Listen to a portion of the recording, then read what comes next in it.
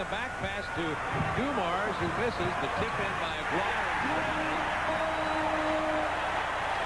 They'll give the basket to Aguirre. He has 18. Detroit blowing it open now, holding Chicago, look at this, to only 71 points in this ballgame. Chicago is definitely not going to crack that 100-point barrier. Michael Jordan missing again. Jordan has only 3 points in the fourth period, and Chicago is 2 of 11. Detroit feeling it now.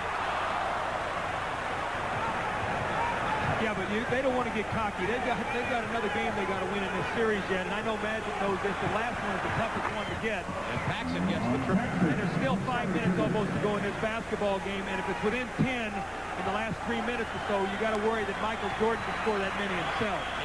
89-74 Pistons. 4:42 remaining.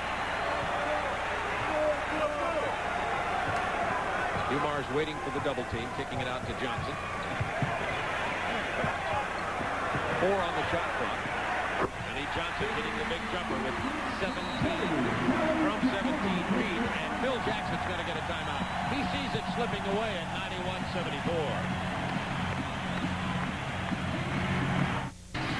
With Michael Jordan on the bench, Detroit started building a lead in the fourth quarter, and now has built this lead that you'd have to say is commanding. And Mark Aguirre in this period is 5 out of 5, has 12 points, and this Detroit team starting to look as though they're in charge. Well, I think that the real key thing is Lambeer and Isaiah went out with foul trouble. Magic made a great point. Detroit came in with their offensive players, and they performed. But at the same time, they played good defense. Now, what has happened is you've given yourself a cushion against a big fourth quarter from Michael Jordan. Here's the unselfish play of the Pistons, and a big offensive rebound. Since Sally was involved in that little scuffle, he's become aggressive and gotten on the backboard. It's really helped. Keys to winning for Chicago: start quickly, perimeter shooting. They're shooting 30-something%. Defensive rebounding, and believe they can win. They got to a point, and Detroit imposed their will, and defense took over the ball game. 32% for the game, Chicago shooting. 10 seconds on the clock. Michael Jordan against Dumars. Dumars has done a whale of a job on Michael tonight. He earned that one, and Michael Jordan now 7 of 17 from the floor. He does have 22 points. Then he's got to watch if he turns. Here comes Michael Jordan. Stay away from the double team. Splits it to Aguirre down to Sally. Sally fouled very hard by Stacey King, but John Sally will go to the free throw line. Sally has only 4 points, but he has proven to be a significant factor in this game with Lambeer out with 4 fouls. You're going to see this, Bob, and you're oh so right, with Sally going strong to the basket. John Sally is an entertainer, all right? He loves the playoffs because when he knows well, when he knows he plays well, he's got an audience. And tonight he got off to a slow start, and he's come alive in the second half. He told me before the game he knew Magic Johnson would be here and hoped that Magic would, as he couldn't hook him up right in the game.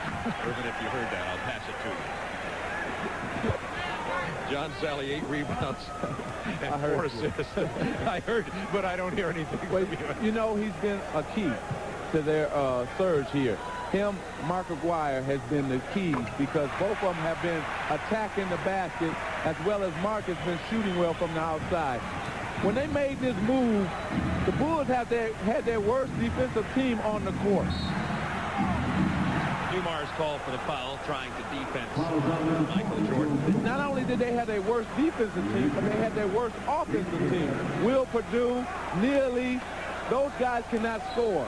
And that, in essence, Detroit took advantage of that. You know, Magic, another thing also, too, is in the first half, 8-7 bench scoring for Detroit. It's now 32-9, so they've really taken over this game.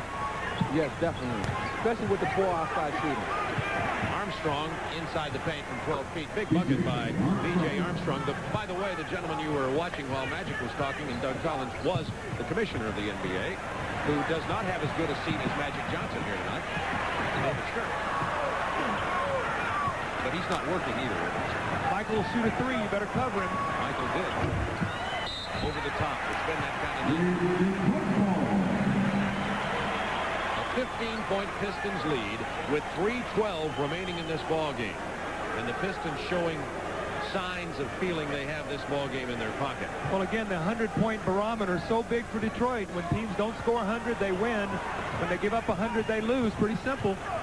And Detroit has done most of this, by the way, with Isaiah Thomas and Lambeer on the bench with foul trouble. So Lambeer just returned moments ago. There's a turnover. ballgame.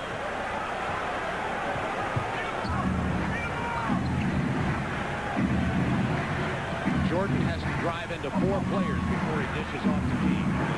See, Michael, just, I mean, he just gave Stacey King 2 points. He drew the defense and handed it off to him. Magic Johnson knows so well how to do that. The long arms of Sally. Oh, hard man. foul by Pippen.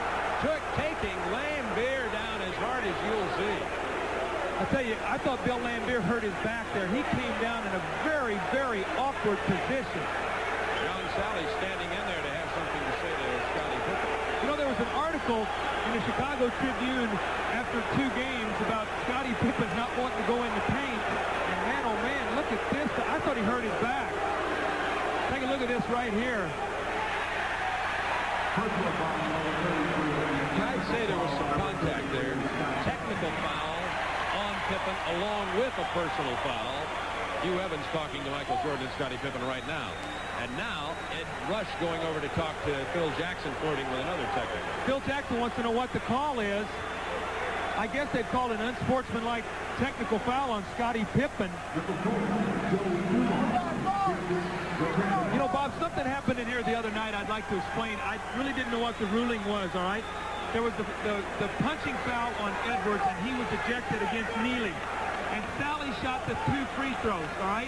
The rule on that is if a guy is ejected, the opposing coach picks one of the other 4 players on the floor to shoot the foul shot. So for the people who didn't get the explanation from me last time, that's what happened.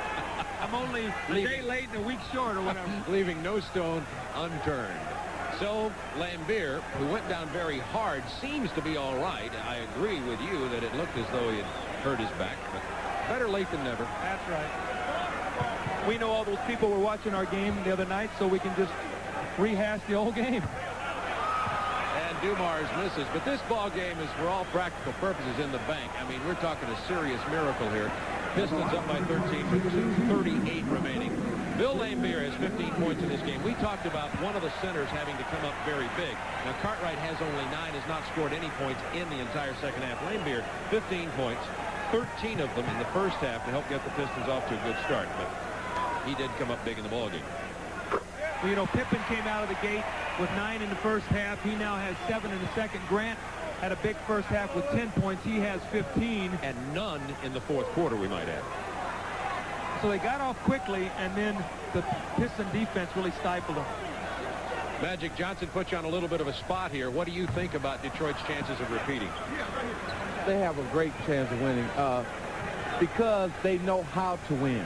They've been there. They're the champs already. They know what it's all about. And that's the difference between them and Chicago right here today. Chicago has not taken the ball to the basket like they did in game 3 and 4. And that's been the difference today. That's why they were so aggressive, because they were getting so many easy layups in game 3 and 4. Where today, Detroit reversed that. They're the one who were getting the easy layups. They're the one who were aggressive tonight, and that's why they end up winning this game. Now, I'm going to go on the line and say this is going to be a 7-game series, because Chicago's going to come back and play the way they did in game 3 and 4 and win that game 6. I really feel that. And it's going to be a whale of a game 7. I hope I'll be here to watch it. Well, Magic, maybe we can work on helping you get a ticket. I think maybe we can get you in. Thanks a lot. And another point. Because Isaiah and Lambier were on the bench with foul trouble, that enabled them, in terms of Detroit, to put in their best offensive team, and they took advantage of that. So sometimes the great coaching moves come accidentally, in a sense. You obviously have to take advantage of it. And that's what happened tonight. Jordan, 4-3. It's not going to happen for Michael Jordan tonight or the Chicago Bulls. Well, that's the way. 2:09 remaining. That's the way Chicago was playing the other night in Chicago Stadium. Loose balls were theirs. Their defense created their offense. They got easy scores. Vinnie Johnson just gives himself up here, tries to get the loose ball, and although he does not come up with it, this is the kind of aggressiveness that Vinnie Johnson gives to this ball club. BJ tried to pick it up. Vinnie went down after it and tried to scoop it up. Vinnie Johnson, you talk about unselfish, also 8 assists tonight, or the man they call the microwave. Well, in Chicago, he did not play well. It's very important for him to do the job. Jordan draws the double team. It was Sally who got his hand on that ball, and he